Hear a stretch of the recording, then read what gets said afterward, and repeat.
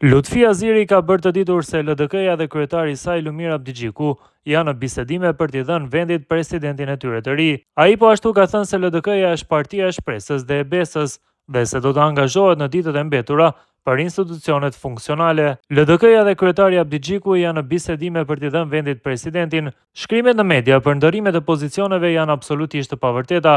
LDK-ja është partia e shpresës dhe e besës dhe angazhohet në vazhdimsi për institucione funksionale dhe përfaqësuese. Është dëshmuar tashmë se një parti dhe një udhëheqës janë të pamjaftueshëm për arritjen e qëllimeve politike të Republikës sonë, ka shkruar Aziri në Facebook. Reagimi i Azirit erdhi pasi kryetari i LVV-s Albin Kurti paralajmëroi intensifikimin e takimeve me kreun e LDK-s Lumir Abdigjiku për të arritur marrëveshjen për zgjidhjen e ngërçit të presidentit, megjithëse hollësitë e këtyre takimeve nuk janë bërë asnjëherë të ditura.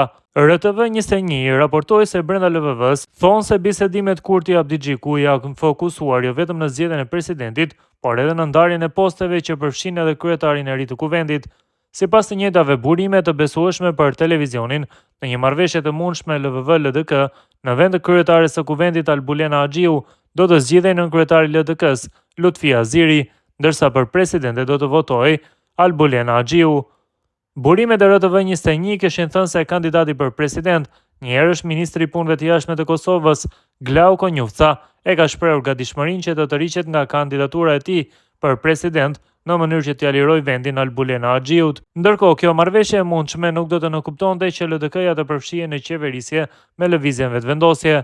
Në një marrëveshje midis LVV-s dhe LDK-s do të siguroheshin 80 votat, të cilat janë të mjaftueshme për zgjedhjen e presidentit të ri dhe për votimin e kryeparlamentarit, duke qenë se LVV-ja së bashku me minoritetet jo serbe i ka 66 deputet, ndërsa LDK-ja ka 15. Zvarritja e një marrëveshjeje LVV-LDK për çështjen e presidentit po shkaktohet pasi kryeministri Kurti i ka kërkuar në takime Abdigjikut që të sigurohen 84 deri në 85 vota për zgjedhjen e presidentit, duke shfaqur dyshime se brenda deputetëve të LDK-s mund të ketë të tillë që nuk do ta votonin emrin e Albulena Axhiut për presidente për t'ia liruar vendin udhëheqjes së kuvendit Lutfi Azirit.